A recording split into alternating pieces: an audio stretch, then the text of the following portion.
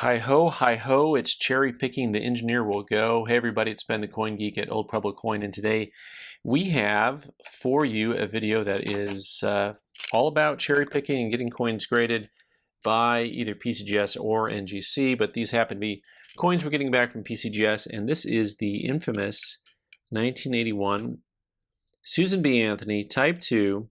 We're going to go ahead and start with the coin that I love to hate, my least favorite variety of all, the 1981 Type 2 Susan B. Anthony. And we get a lot of Susan B. Anthony sets in, and it feels like these Type 2s have always been somewhat overrated as far as like price points go. This is the Type 2 is the clear S, but also both varieties basically have a clear S. This has a lot more to do with the flatness of the ridge, if you will, on the strike. Yeah, I hate those coins. Can I say that on a coin channel? So 1981, these coins in 69, good grade. That's the grade you're going to want to try to get. They're probably $80 type coins in 69 deep cameo. So if you're putting this set together, you do need those, and we do have them. So cherry picking is the term we use when you go through sets of coins and try to find varieties. And a lot of the varieties are things that I'm not that fond of, and others we get in and I think, oh, that's kind of cool. By the way, we do have some kind of fun crackouts going on here today. This is an interesting coin. It looks like it was up against some plastic there, but this is a double die obverse that I think is kind of interesting because you can really see the eye, all the doubling on the eye in God We Trust on this 71D. Business strike, so uncirculated business strike. This one came back MS64. This is the FS. When you see that, that is the numbering system from the Cherry Picker's Guide, so it'll help you recognize what that particular coin is. This coin lists also for around that $70 range like this. So that works out. Those are good things. I'm going to put my make a mess over here as I move things around. I said I had some stuff to crack out, so I've got I'm going to go ahead and actually show you some of the cracks to start with here that we sent in. This was kind of wild. So we got these Eisenhower dollars in, and real, not real, real, not real. All right, guys, now everything here is on record. You see these Ikes, 67 and a 67. Now, I'm not really too worried about grade at this point. I just want to know, are they going to straight grade, or are they going to artificial color, artificial toning? All right, what do you think? Look at that. Straight graded. And we're probably going to send these off to CSC for stickering just because they've got some wild eye appeal. I might actually ask them to, maybe I don't want to cause too many problems, but ask them if they think it's artificial toning or not. This actually is another crack that is a coin we thought was really nice for a silver Eisenhower. And so we went ahead and cracked it out. Actually, I don't know all the varieties in this, but this guy looks like I thought it was one of those different varieties on the Eagles there. MS68, probably has a little bit of a jump into the 69 category. And the only thing going on here is the fact that I can't get the label up. Oh, no bueno. But we'll see what happens with that guy. We'll keep that in mind. Well, as long as we're going down the lane of things that happened that maybe shouldn't have happened, the engineer's putting all these fun coins aside that he finds, cherry picking stuff. And I find this coin, I think I'm gonna add a modern coin. And I'm like, this coin is absolutely bonzo, stunning, great looking coin. First of all, kudos to PCGS for putting this drummer side up. I certainly did not ask for that, and it's not the way you normally see bicentennial coins. Maybe that's a new policy. MS65, well, that is not getting it done. Maybe we'll just go ahead and put that into a charity auction for the Campos family. That's just, I still think it's a lot nicer than a 65, but I just thought it was such a pretty coin that it deserved to be in a holder. All right, so in that same vein, a lot of these coins from the special mint sets, the 1965, 6, and 7 special mint sets, have really stunning finishes to them. And the key is to try to get a proof like a PL or an extremely high grade to get them to actually pan out. And if we pan out, we can see that a special proof 66 is not actually going to cut it, because you probably need to get more of a 7 or an 8 or a 9 or a 10 or 11. And most coin grading companies only go to 10. Mine goes to 11. Anyway, it's a beautiful coin, and it's probably worth a lot less than it cost to get graded, because, you know, that happens sometimes around these parts. All right, next up, what are we doing here? I'm actually confused as I look at coins. So we took a couple of nice looking Eisenhower dollars. Eisenhower dollars are remarkably tricky to get in high grade. And so when you get one that's halfway attractive, sometimes it looks like it's worth trying to get graded.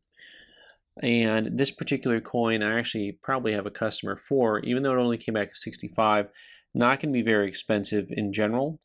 Really on these, you know, 6s and 7s on the clad coins, 7s are basically the finest known. There's, I think, only one Eisenhower dollar graded MS68.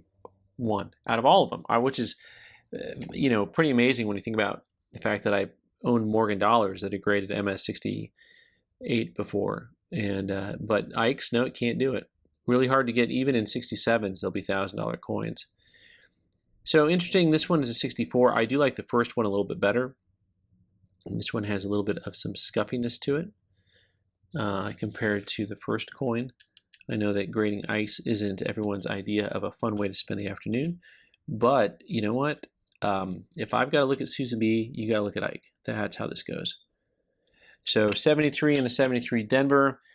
And let's get on to, all right, so the engineer went through 30 mint sets with the 1996 W in it. So in 1996, this is the first, what is this, the first available West Point minted coin with a W mint mark on it, and they put it into a mint set. And the last time he went through a group of 10, he was able to cherry pick a 68, which was halfway decent. And this one, after going through 30, only came back as 7. So that guy is probably about a $40 coin in said holder. All right, these guys here are up next. This is one that's kind of crazy, kind of exciting. We're gonna go close here on this double die obverse for this 1971S. Maybe I shouldn't have gone so close. You're too close. Liberty Mutual, you can see it right there, clear as mud. So this double die obverse is kind of cool because it is visible. And I say that because so many of the double dies are not that visible. But especially on the Liberty Mutual part, it's very, very noticeable. And when you got one, why not get two?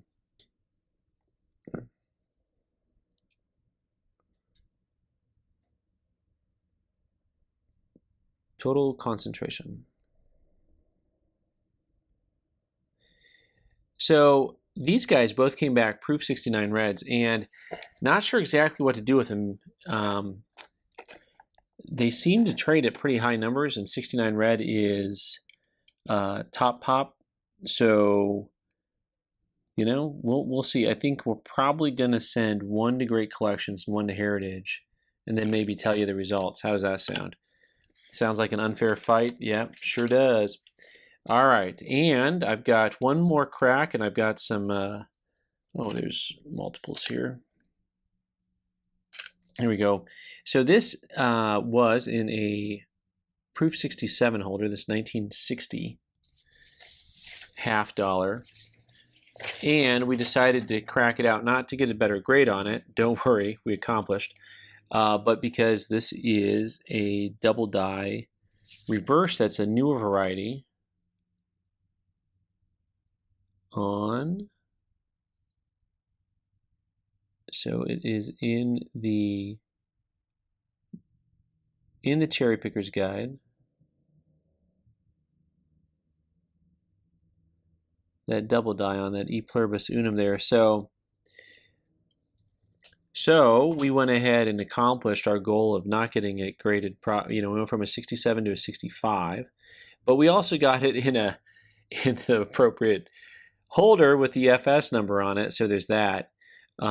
Pretty wild. It's actually a pop of only 2, and of the 2, the other one's graded a 6. So basically, we hit the glass ceiling on that coin, which is pretty wild. Pretty wild. Okay, next up, I've got a couple more quick little guys here. This is a double die reverse also on this 1956 Type 2. And these ones a little bit more visible. You can see the, I think the fatness there on the P.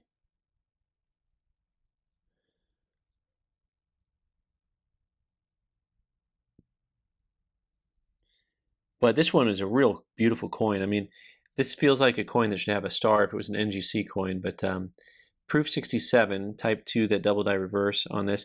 And the last 2 coins actually, just in case you're wondering where you cherry pick from, this 1956 proof set actually had 2 of the coins, the next 2 coins you're about to see, which is going to be another one of these 1956 double die reverses.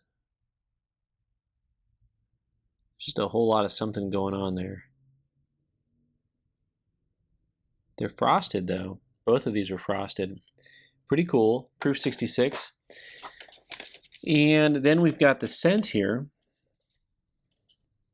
which is a double die obverse, and this one is very hard to see with or without glasses or anything else. The doubling is noticeable in theory on these proofs. It's so hard to see. On the trust, especially at the U, see how the bottom of the U is kind of fat there? That's the pickup point for that particular coin. So pretty tough to see on that. So pretty cool. Proof 64 red, FS 101, and neat coin. I don't know exactly what these are worth. I didn't get all the values and prices on there. Did we really go all through this? Did I make it through this whole thing? I hope you did. All right, guys, thanks so much for being here today. I'm Ben the Coin Geek. You can subscribe by clicking on the owl button in the corner and watch more videos on the right side of the screen. Thanks.